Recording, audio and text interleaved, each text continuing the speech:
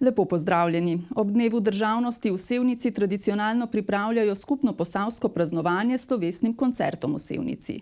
Tradicije tudi letos niso prekinjali, so pa slovesnost prilagodili aktualnim razmeram. Slavnostna govornica proslave, ki smo jo predvajali na naši televiziji, je bila evropska poslanka Romana Tomc.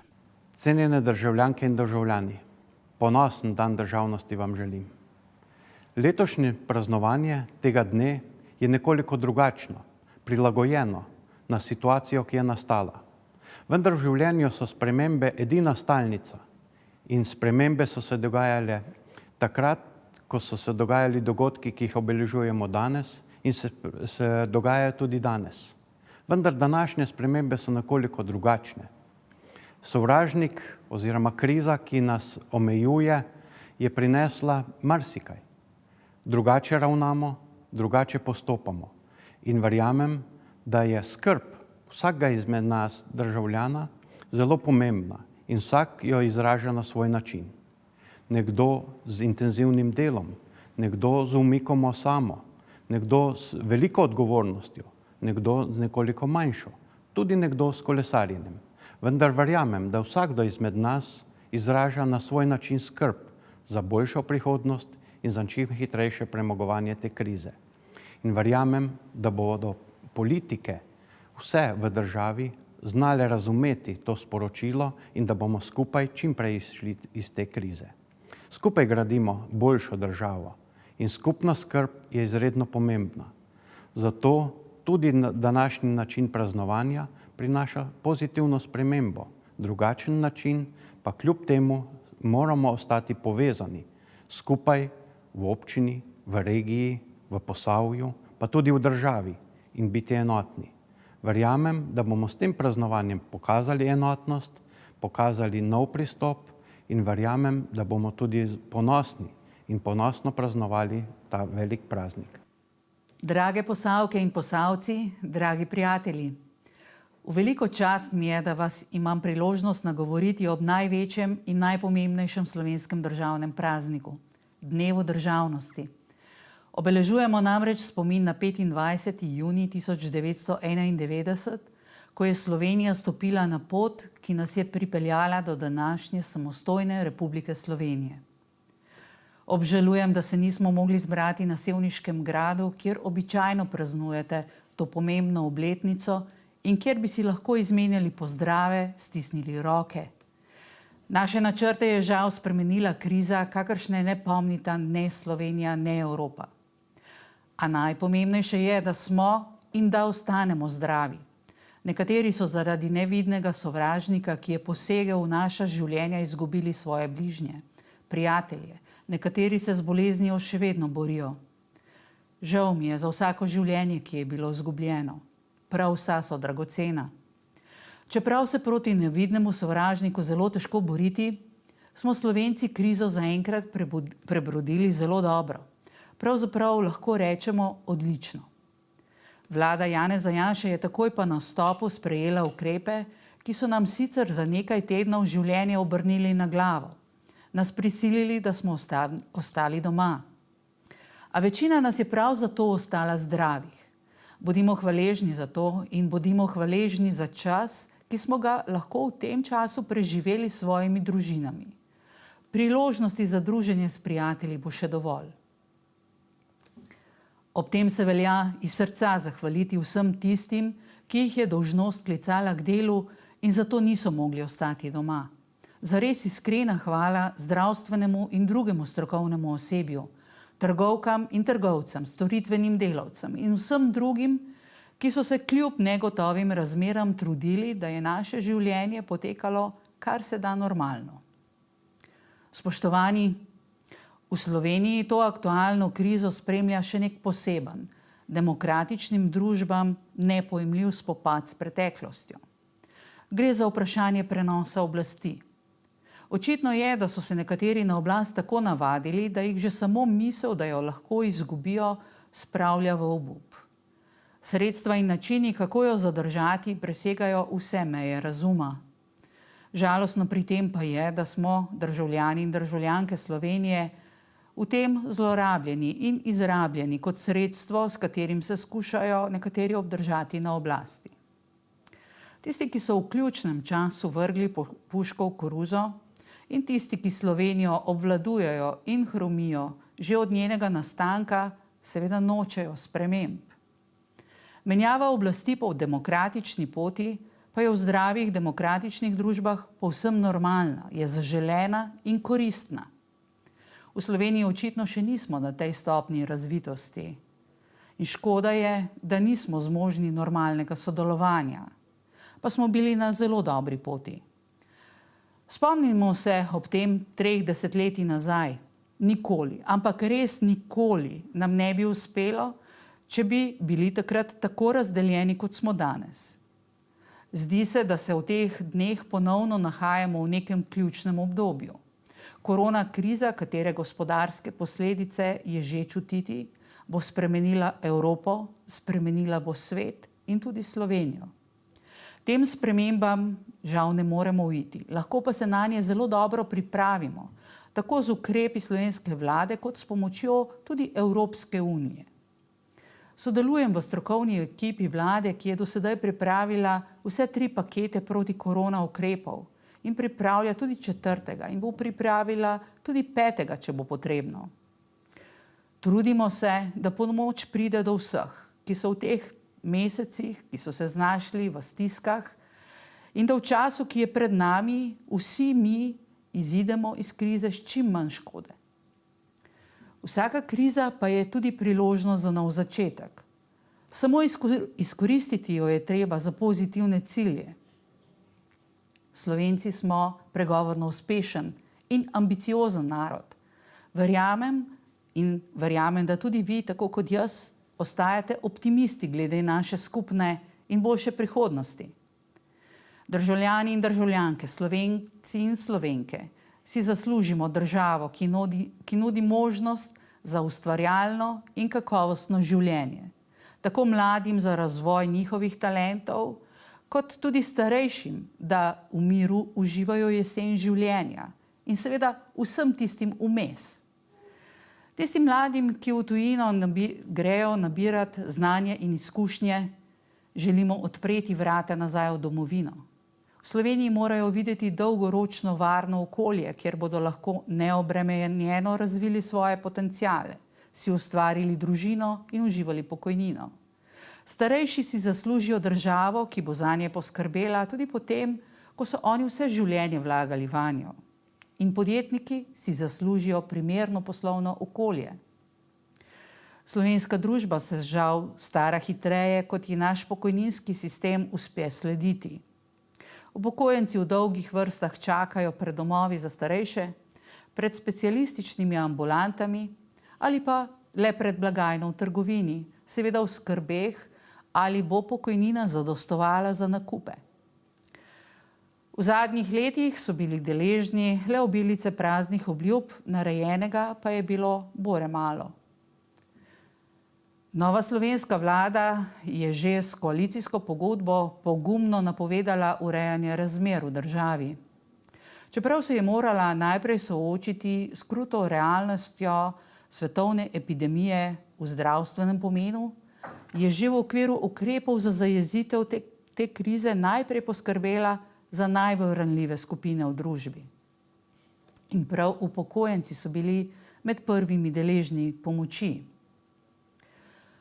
Trenutno ena najpomembnejših točk na dnevnem redu vlade je tudi ustanovitev oziroma odločitev o ustanovitvi Slovenskega demografskega sklada oziroma pokojninskega sklada, v katerega bi se preneslo celotno državno premoženje. Večina prihodkov tega premoženja pa bi se namenila za pokojnine. Ogromno naporov vlade v teh kriznih mesecih je bilo vloženih tudi v ohranitev gospodarstva in delovnih mest. V prihodnosti pa bo šla tudi nasproti podjetnikom, ki pričakujejo boljše poslovno okolje. In dobili ga bodo. Projekt debirokratizacije je v polnem teku. V načrti so številni investicijski projekti, ki jih vodijo zelo izkušeni ministri Janševe vlade. Dragi prijatelji, zgodovina je mati modrosti Zato je obletnica, kot je današnja, lepa priložnost, da se zazremo v preteklost in seveda pogledamo tudi v prihodnost. Čeprav je zgodovina naše samostojnosti precej kratka, nam ponuja veliko učnega materiala. Plebiscit za samostojno Slovenijo bo zavedno zapisan v zgodovino naše države. In tisti, ki smo imeli čas, da svoj glas takrat prispevamo za našo novo državo in se še vedno spominjamo evforije in zanosa tistih ključnih dni in mesecev, lahko potegnemo vzporednico z današnjimi časi. Vse se je dogajalo hitro, odločilne so bile modre odločitve. In če bi se naši voditelji, ki so imeli takrat v rokah prihodnost naše države, le za hip zatresli, ali pa bi jim ob vseh grožnjah in poskusih diskreditacije zmanjkalo poguma, danes ne bi imeli svoje države. Pa jo imamo. Tudi danes potrebujemo modre, pogumne in izkušene voditelje, ki jih ni strah ne groženj, ne kolesarjev, ne pritiskov iz tujine.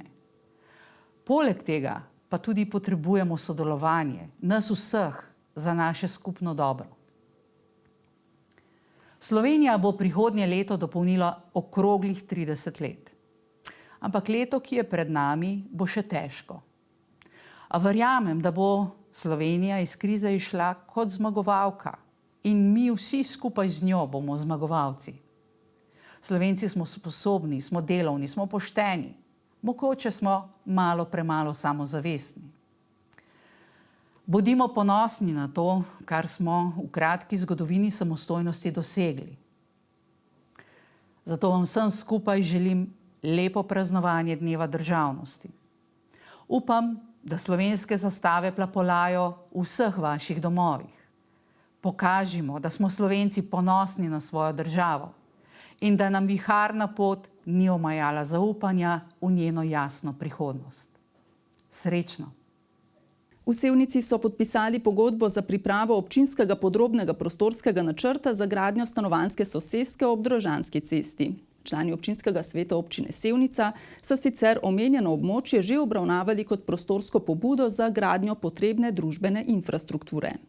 Območje ob Drožanski cesti je veliko 8 hektarjev in pol ter je delno v zasebni in delno v občinski lasti. Te površine ta trenutek še zasedajo kmetijske kulture, nekaj sadovnjaka in nekaj drugih kmetijskih površin, pa vendar na njem intenzivno načrtujemo.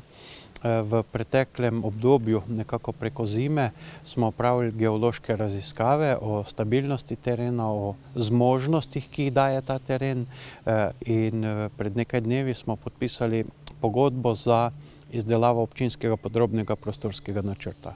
Na tem območju je pripravljena idejna zasnova za gradnjo objektov socialno-varstvenega področja ter vzgoje in izobraževanja, predvideno pa je tudi območje za individualno stanovanjsko gradnjo. Idejna izhodišča za pripravo OPPN-ja so bila že pripravljena, tudi na različnih nivojih usklajevana, zato je izhodišče, da bo v delu, zgornjem delu, torej praktično na hrastih, tam, kjer je še sadovnjak, prostor za postavitev novega doma za starejše. V veliki meri poleg novega doma za starejše še 2, 3, mogoče več stanovanjskih objektov kot varovana stanovanja. Na zasebnih zemljiščih in na velikem preostanku zemljišč pa bo prostor za individualno stanovanjsko gradnjo, tako da bo to postala ena povezana stanovanjska soseska, ki bo vključevala tako individualno gradnjo, večstanovanjsko gradnjo v okviru varovanih stanovanj, pa tudi domsko oskrbo. Na delu zemljišča je prostor rezerviran za gradnjo objektov za družbene dejavnosti, ali šolo ali vrtec. V primeru potreb v okolju, v primeru potreb po dodatnih kapacitetah ali pa po prestavitvi katerega od programov, je smiselno, da občina kot inštitucija, kot nekako organizator razvoja prostora rezervira določen prostor tudi za bodočnost, za take namene, kar se nam zdi bistveno. Gre za veliko področje, kjer je potrebno skrbnim načrtovanjem predvidevati dolgoročni razvoj in širitev mesta na omenjeno območje.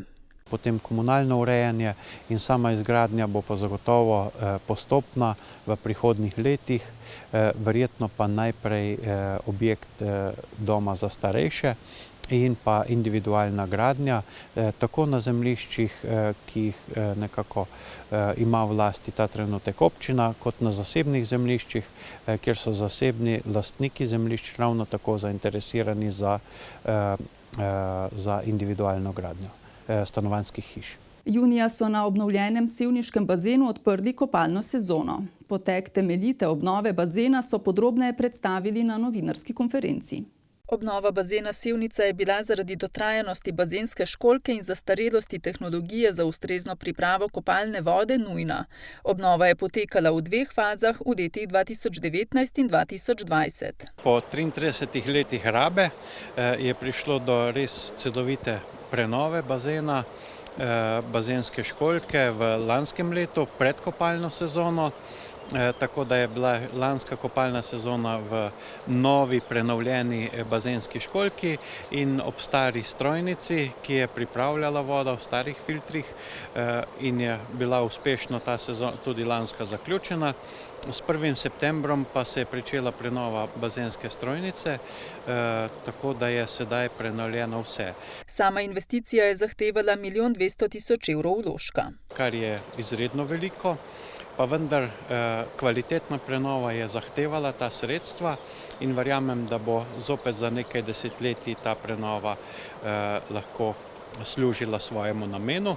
Za nas kot upravljalca po lanski sezoni, ki je bilo nekoliko slabše, vreme nam je malo zagodlo in glede na to, da je že tudi naša strojnica bila dosti dotrajana, smo veseli, da se je investicija zaključila, da je občina k temu pristopila in vsako leto nekaj sredstva vložila, ker danes lahko rečemo, da je bazen zelo primeren za uporabo, da lahko na lažji način upravljamo z vodo, da kljub temu, da smo že do zdaj bili znani nekako po dobri vodi, bo to zdaj avtomatizirano lažje, z manj strahu, kako se bo vsak dan znova odvil. Pernovškova je ob tem predstavila načrte za letošnjo kopalno sezono. Čas je pač tak, da moramo upoštevati določena priporočila zaradi varnosti obiskovalcev in nas samih.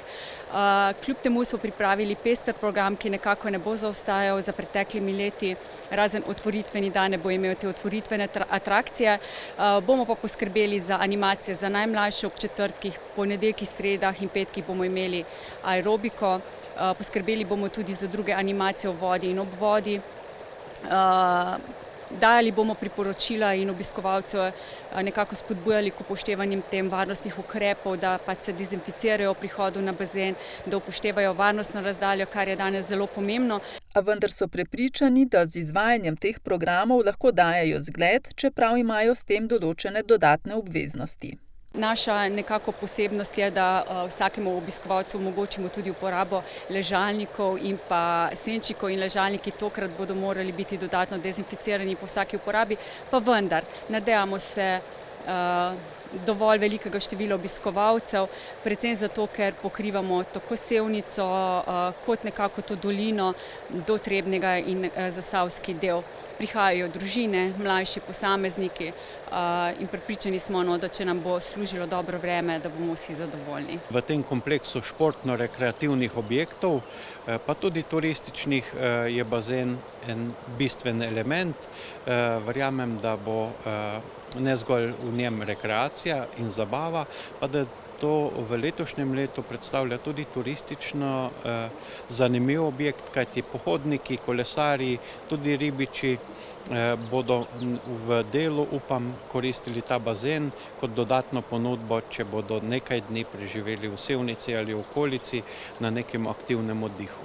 V kleti Krško so odprli novi vinsko-gastronomski center Turn, ob tem pa tudi predstavili novo blagovno znamko Turn in projekt Od ribiča do graščaka, ki na temelju mitov in legend gradi novo vinsko-turistično zgodbo.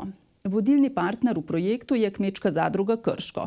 Novo turistično zgodbo v Posavju pa razvija skupaj s podjetjem Akval, javnim zavodom za kulturo, šport, turizem in mladinsko dejavnost Sevnica ter kulturnim društvom Leskovec pri Krškem. Ureditev Vinsko-gastronomskega centra Turn je potekala pod okriljem projekta Od ribiča do graščaka, kjer se vzpostavlja nov turistični produkt, ki temelji na življenju med reko, vinogradi in gradovi, takšnim, kot je bilo nekoč in tako povezanim, kot si želijo, da bi bilo ponovno. Povezuje ribe, vino in kulturno dediščino vse od vinske kleti Krško pa do gradu Sevnica. Mi doslej nismo imeli prostorov, kjer bi lahko našim obiskovalcem nudili na zgleden, ugleden način nudenje tako vina, kakor tudi prezentacije gastronomije domače, lokalne. S pridobitvijo novega ali pa odprtjem novega vinsko-gastronomskega centra Turn nam omogoča, da pravzaprav lahko strežemo vina, kakor tudi kulinariko na zelo visokem nivoju. Nekako naš cilj je tudi, da v našem področju postanemo poznana vinsko-gastronomska destinacija. Kmečka zadruga Krško je vodilni partner projekta in novo turistično zgodbo v Posavju razvija skupaj s podjetjem Akval, Javnim zavodom za kulturo, šport, turizem in mladinsko dejavnost Sevnica ter kulturnim društvom Leskovec pri Krškem. Vrednost partnerskega projekta znaša 180 tisoč evrov. Od samega projekta pa imamo mi pravzaprav sofinancirano opremo v našem novem vinsko-gastronomskem centru Turn, kar znese okrog 40 tisoč evrov. Vrednost nove pridobitve vinsko-gastronomskega centra pa znaša 140 tisočakov. Projekt se je začel jeseni lani in bo trajal 2 leti. Ob odprtju omenjenega centra so predstavili blagovno znamko Turn, ki pa ni del projekta. Skozi to novo blagovno znamko Turn, tako kot smo že omenili na novinarski, želimo nove zgodbe, mite, legende obuditi. Vsako vino pa ima svojo zgodbo, to je tudi naš slogan, in pravzaprav na teh etiketah in na teh zgodbah temelijo tudi neke identitete, avtentične teh krajev. Naprimer, če povem, najstarejšo je nedvomno na belem pinoju premium, gor so lesena kolesa. Lesena kolesa pa so v bistvu pod ilustracijo tovorjena vino, ki je bila najdena v Neovidunum. To je bilo nekje dobrih 6 km od nas stran, današnje Drnovo. No, od tam črpamo, kako so tovorili vino z volovi in ta navdih lesenih koles je na primer ponazarjen na vinjeti našega belega pinoja. Pri cvičku, ki je mlajše vino, so se odločili za mlajšo zgodbo. Zgodba je nekje iz 60 let. Prikazuje pa ilustracijo skrivanja krškopoljca. Se pravi, krškopolec je naša slovenska avtohtona pasma, edina še ohranjena, in če so jo želeli ohraniti, so mogli nekoč te marjasce skriti. Ker so žandarji hodili po vas, če je želel kmet imeti ohranjeno linijo, ga je mogel skriti in to je naša v bistvu ilustracija na cvičkovi steklenici, buteljki. Direktor in enolog Kmečke zadruge Krško Jure Grubar je ob odprtju centra dejal, da gre za novo rojstvo kleti, ki se ponaša z več kot 90-letno tradicijo. Trenutno, ali pa da rečemo v zadnjih mesecih, se je nekakšna ekipa skupaj s filozofijo v kleti bistveno spremenila, kar ni niti najmanj napačno, temveč zelo dobrodošlo. Prišle so nove ideje, novi pristopi, se pravi, in vsi tukaj imamo neke cilje, ki smo si jih zadali. Ciljem tudi uspešno stremimo. Obdobje, ki je za nami, je bilo sicer zelo stresno, ker je pogojeno tudi z zmanjšanjem financ, kajti epidemija nam je vzela določen del pogače. Počasi se pobiramo, lahko pa rečem, da ni bilo tragično. Se pravi, nadaljujemo z načrti, z izvedbami, se pravi, nadaljnjih projektov in ne bomo obupali. Zadruga združuje 240 kooperantov, od tega 180 aktivnih, med njimi jih ima 160 pogodbo za oddajo grozdja. Nas je po letu spomladi, konkretno 15. aprila, doletela tudi pozeba, ki je ravno ta naš konec oziroma površina naših kooperantov zelo prizadela. Več v izpadu prihodka, ki definitivno bo, oziroma prihodka pridelka, ki definitivno bo, bomo videli sedaj v naslednjih dneh, tednih, ko bo grozdje odsvetelo, tako da gremo tudi mi sami na teren med trte in ocenjujemo škodo. Zadruga na leto odkupi približno 1,5 milijona kilogramov grozdja in pridela dober 1 milijon litrov vina. Spoštovani gledalci, drage gledalke, spremljali ste mesečni pregled dogajanja v občini Sevnica. Hvala za pozornost in nasvidenje.